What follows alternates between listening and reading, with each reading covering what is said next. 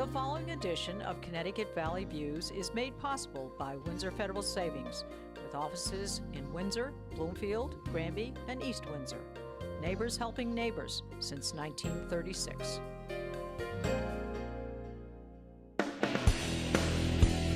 Join me, Susan Regan, host of Connecticut Valley Views, the most widely watched interview program on Connecticut Public Access TV. Proof to the people is the byline, insight without bias, generating a 360 perspective. Our mission is to focus on topical subjects with thought-provoking interviews regarding municipal leadership, current affairs, educational and political topics, as well as key destination points in New England. And here's your host for Connecticut Valley Views, Susan Regan. Hello, and thank you for joining me today.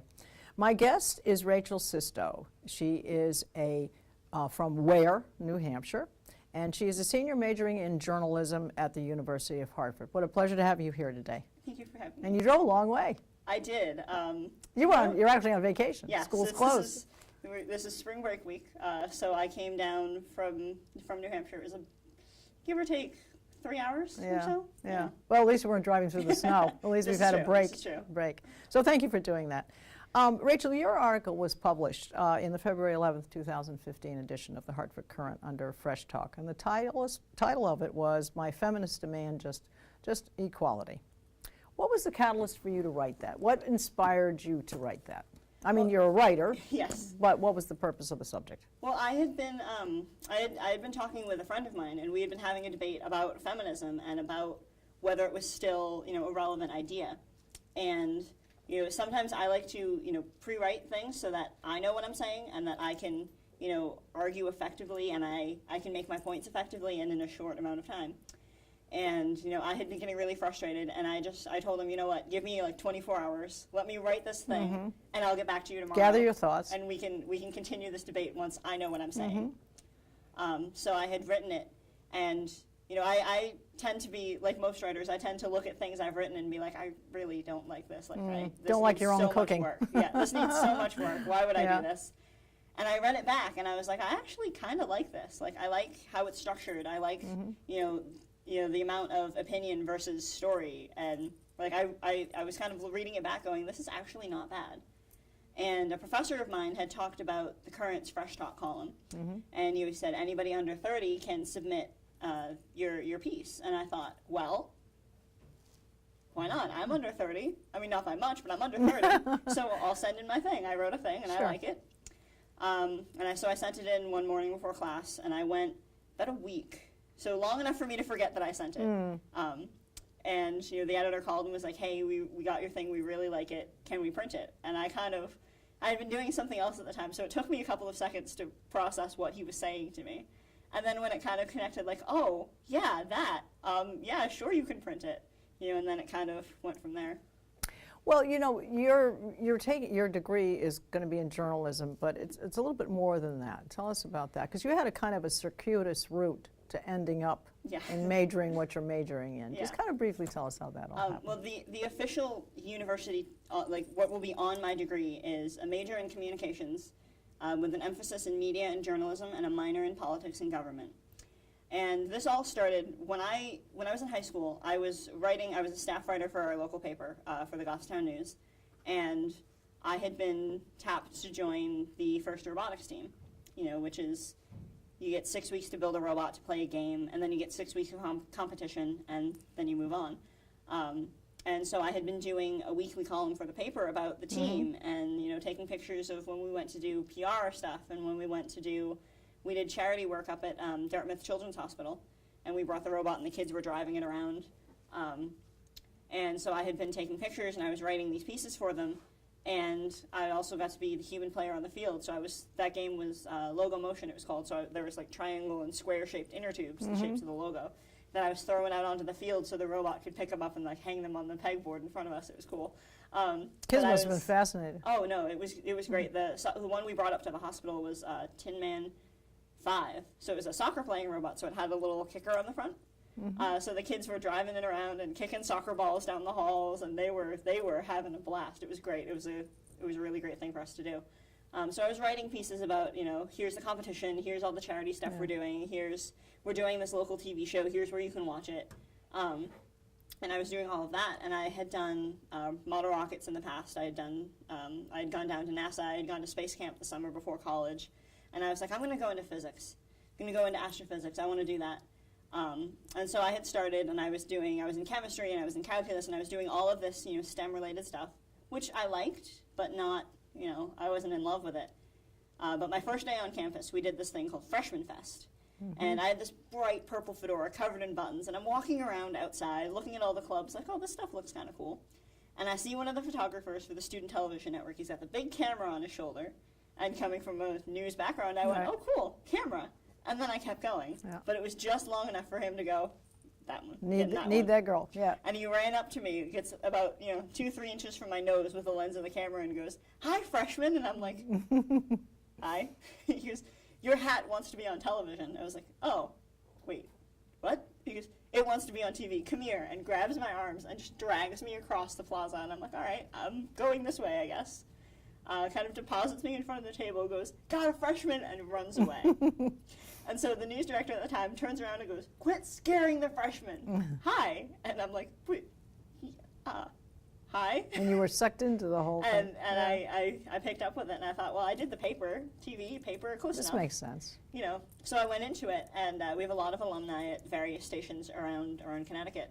And we went to do a studio tour, and we watched the show, and we were watching them set up.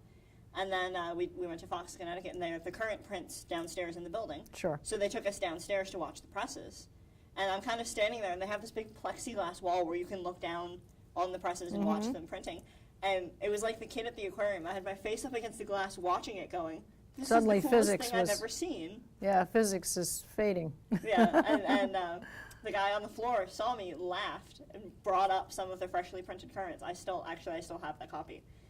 From December of 2011. It was still wet when he gave it to me from the ink. And we got back to campus. I emailed my advisor at like 3 in the morning, was like, I love you, I love our class, I love physics, but I think I need to switch majors. And I moved into journalism. And everyone. You haven't looked back. Everyone in STN and everyone in my major was like, she's going to switch. And I was like, no, I'm going to keep with it.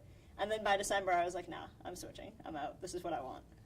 So now, let's get back to your article now.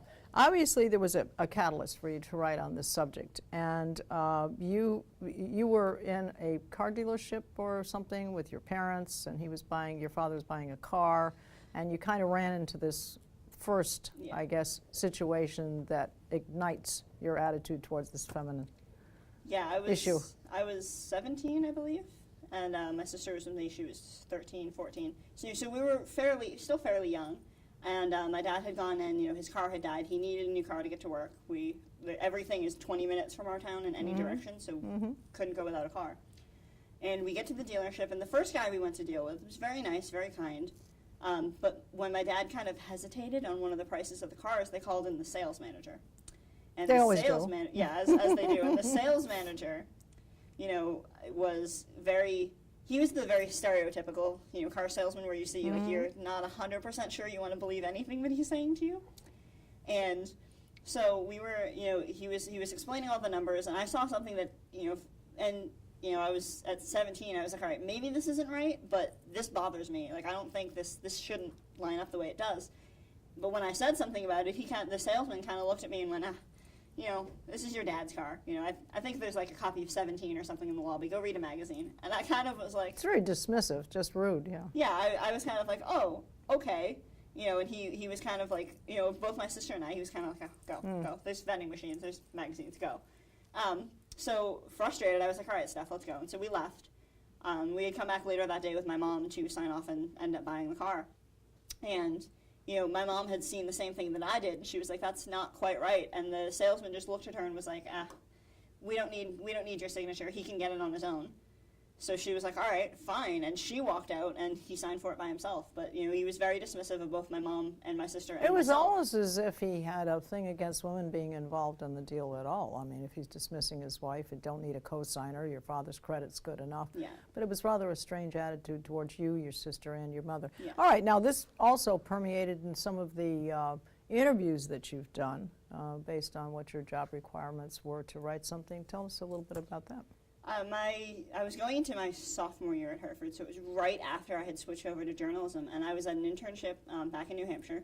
It was election season. It was 2012. You know, I think that particular year, every office in the state was up for election, so there were candidates all over the place for everything. And I had gone to an interview with one of these candidates. I believe he was for state rep, state house.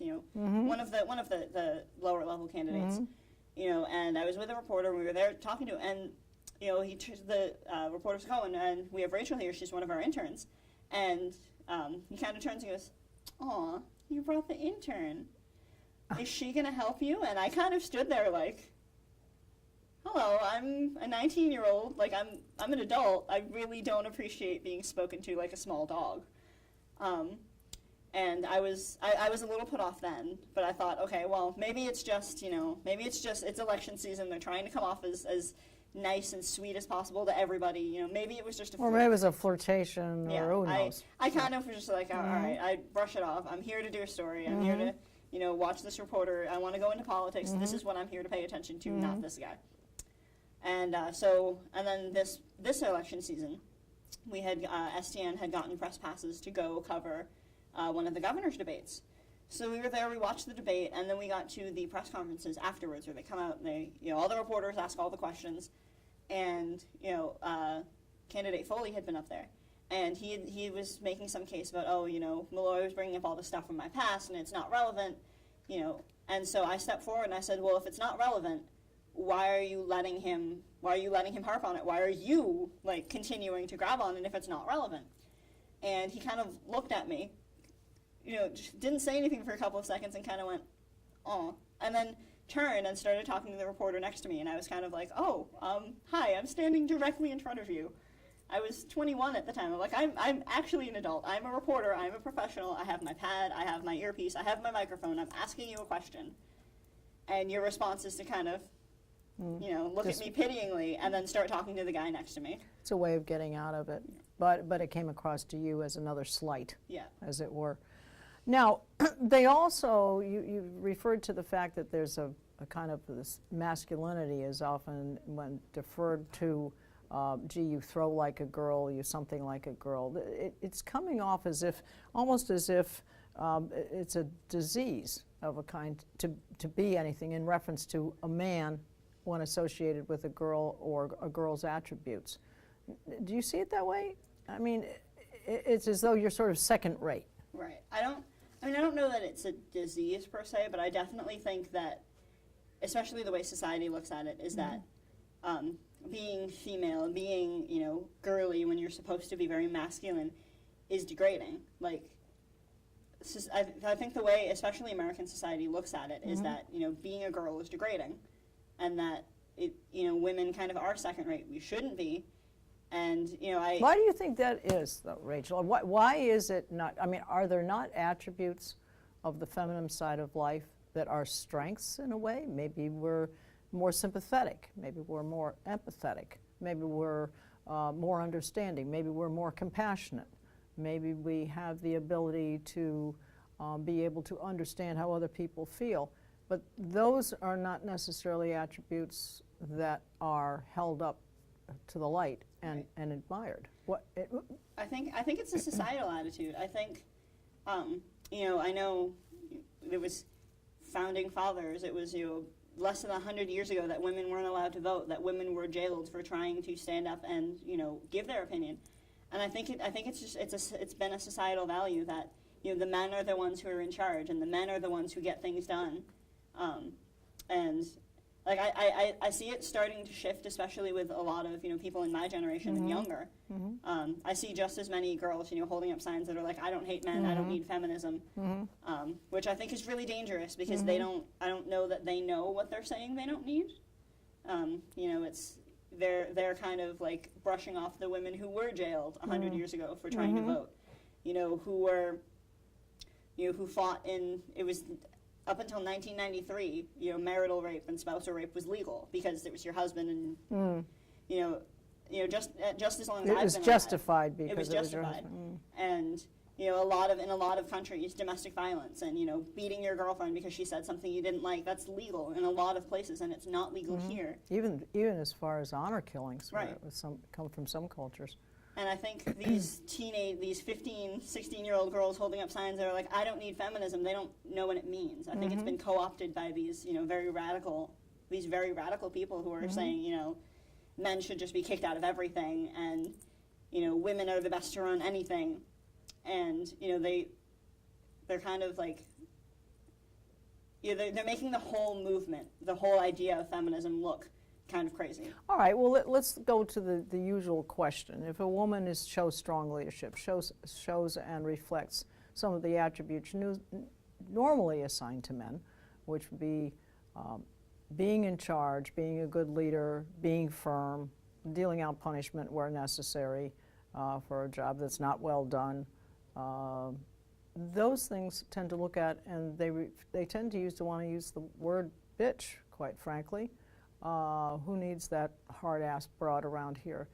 Why is that? So if you use the same abilities that a man reflects in his job to show leadership, why is that? Why are women treated that way? You know, Is it a competition between men and women, do you think? I think it leans toward that. I think it, you know, again, it goes with the whole societal, like, men are expected to be the leaders, men are expected to be the ones who are in charge, and women are expected to be the ones who kind of, you know, stand behind and clean up after them. And, you know, I think it's especially like the whole gender role thing, I think it goes both ways. You know, I think that women who are pushier and louder and more willing to stand up and take these traditionally masculine attributes, you know, they do get ragged on, but so do the men who are more willing to step back and take on the traditionally feminine attributes. I think society itself is so divided and so set in its ways of men do these things, women do these things, you know, that Never the twain will meet. yeah, that it kind of, you know, it reflects badly on people from both genders who kind of just want to be like, I like doing this thing. I know it's technically more of a masculine thing, but I like doing this thing. You know, and vice versa, the men who are like, I like cooking, I like sewing. It's technically a more feminine thing, but I like doing that, and I want to do that. And you go down that slippery slope, which is, oh, you know, is he a homosexual because he likes those things? Right. No, he's a perfectly male man. It's just that it so happens he's a very good cook, and he's interested in designing. Right. What's wrong with that? Well, do you think that sometimes women make themselves, they fall prey to becoming victims because they're using the Barbie doll thing, or is it too much sexuality thrown forward? It's the easy, low road to take. Yeah. It's the easy foot in the door. If I make myself look cute and as pretty as I can be and as sexually attractive as I can be, and you lead with that, then you're not going to be necessarily respected for doing a good job. Right. Because it's easy for men, they're visual, they see an attractive woman and they tend to think about her attractiveness rather than the job she can do. So are women contributing to the problem? You know, I think they are. I think it goes along with, you know, the 16-year-old girls with the signs that say, I don't need feminism. Is like, you know, there are some girls who are perfectly happy to be like, well, you know, I'm 6'2" and I'm pretty and I look like Barbie, so I can get whatever I want. You know, and who are perfectly happy to kind of go along with this, well, you know, I don't really have to worry about it too much because I'm pretty, so even if I get fired here, I'll get another job here. You know, and I think a lot of especially young girls just kind of view that as, oh, that's how this is supposed to be. And, you know, especially, you know, of probably the generation before me, it was very like, you know, you have to look a certain way and you have to do certain things, you know, to fit into that mold. And a lot of girls, even of my generation and younger, you know, want to fit into that mold. You know, I want to, you see the Miss America on TV and she's always tall, she's always skinny, she's usually blonde, she's always very pretty. And, you know, 10, 11-year-olds see that and go, that's what I want to go to. That's the role model. That's the role model. Right. So, so we need perhaps different role models. So should we be responsible for doing that? Should we women say we want a role model who's certainly attractive? We don't want women running around looking like the rag end. We want them to be attractive. We want them to be socially acceptable. We want them to be charming. We want them to use all of the normal feminine traits. but we want to also show these leadership skills. It's a hard package to put together, but I think we need to choose those people, and we need to, quote unquote, vote for them and to hold them up, rather than perhaps maybe the Miss America thing has seen its day. Maybe that needs to go, no matter how popular it may be. Right. Maybe it needs to be replaced with something else. So, I mean, is it then, are we going to bring up our men differently? Our sons, do they need to be brought up differently to help change this? Is that part of the scenario, as well as women changing the perspective themselves? Yeah, I think, I think society as a whole kind of needs to shift into, away from this really like black and white separation of what is male and what is female. I think, society as a whole needs to be like, well, if you want to do this thing, that's cool, go for it. Like, I think, and I know, the university's Women for Change group, who, loved the article and has been working with it. One of the girls I had been talking to was like, I think there's a difference between like being like the whole rape culture thing is huge, where there's a difference between teaching a girl like you have to wear certain things and you need to make sure you're protected if you go out at night, and giving her pepper spray, and I know when I first moved to Connecticut from little tiny house in the middle of the woods, my mom gave me this big diaper pin that she had on her keys. Right. It was like, okay, you can swing it, and you can, if you need protection, because you're moving to Hartford and it's a big city, and which made sense. Like I understood. That's a mother being a mother, of course. It's a very sound, line of thought, and I appreciated it. I haven't had to use it, thankfully, but there's a huge. I saw a thing online that was, if you're teaching the girls to dress a certain way and walk a certain way, all you're doing is changing the mindset of the girl, and in a very it was actually kind of a frightening thought, because you're teaching her to not get raped. Yes. But you're teaching him to go find the girl that's easier to get. You're not teaching him not to rape. You're teaching him to go after the girl who's by herself and, who, for whatever reason, didn't or can't take any of these precautions. You're teaching him to go after a better her. opportunity. So, I think, the women have to be taught to be strong and kind of like be able to fight back, but the guys have to be taught that shouldn't be an option in the first place. Well, I mean, these are old-fashioned values. You should be a gentleman at all times, should show integrity at all times.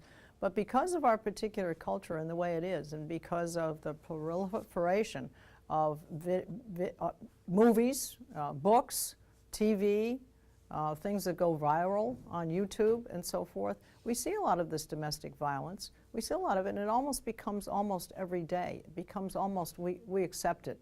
Well, it happens. Well, gee, that's too bad.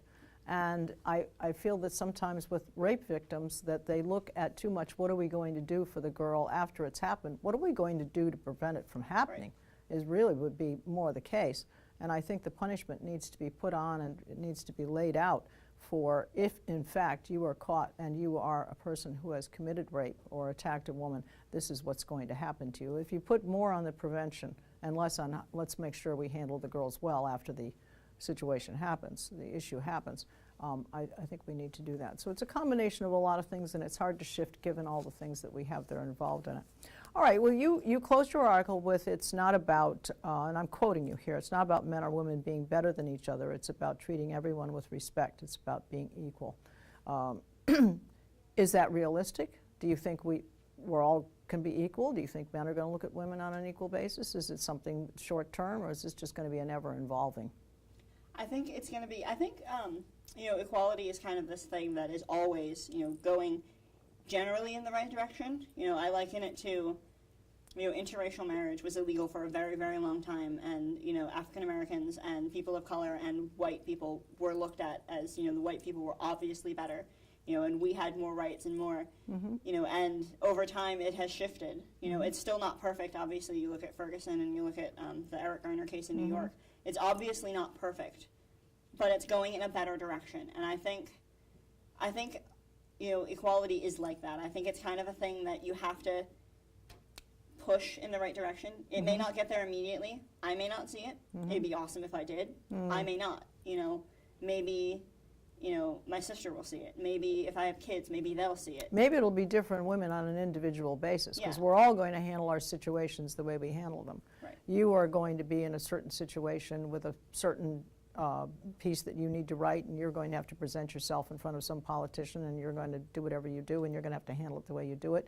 And maybe I could be doing it and doing it the same thing, and maybe because I'm a different generation, maybe it'll come off differently. Right. But there are so many variables involved. I don't think there's a perfect solution anywhere. I think each woman needs to learn how to navigate the shoals, but we do need to have better role models to follow.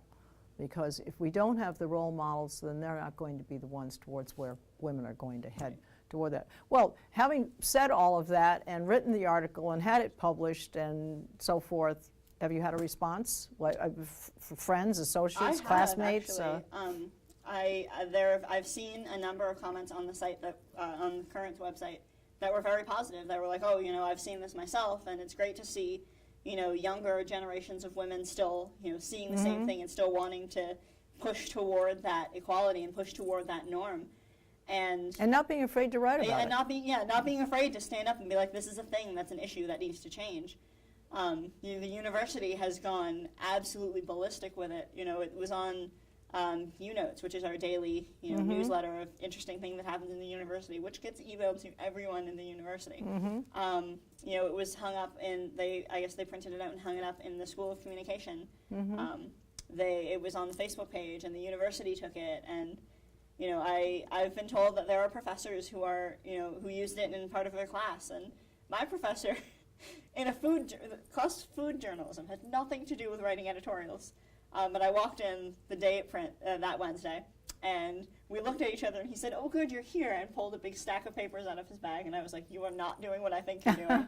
And he walks around the room handing them out, and sure enough, it's my editorial. Yeah.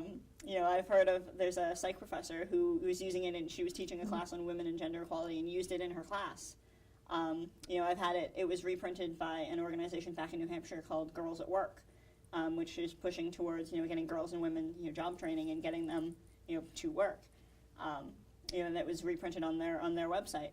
And I've seen, it's a really good thing. I can't open all of the comments on current.com because I have a Chromebook and it just doesn't, sometimes it just doesn't cooperate. I haven't figured out why yet.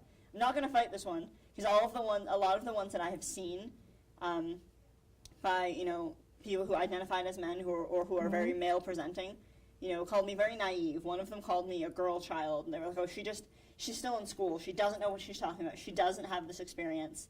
You know, we'll let it pass because she's still in school." Yeah, but you it's know, very dismissive. So you've really had then a wonderful wealth, and it's been a wonderful experience for you. It's all the way around. definitely been an adventure. And hopefully this will be another piece and another chapter in your journal, as it were.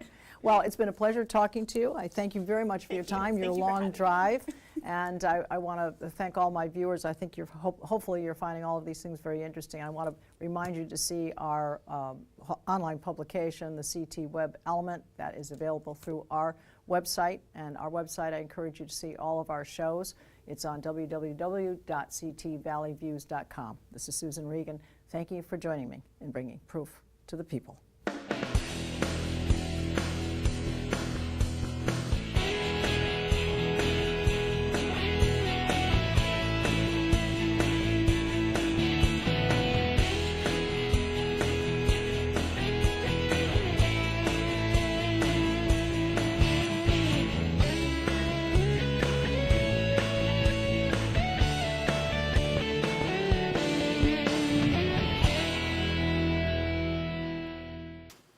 Our thanks to Windsor Federal Savings for making this program possible.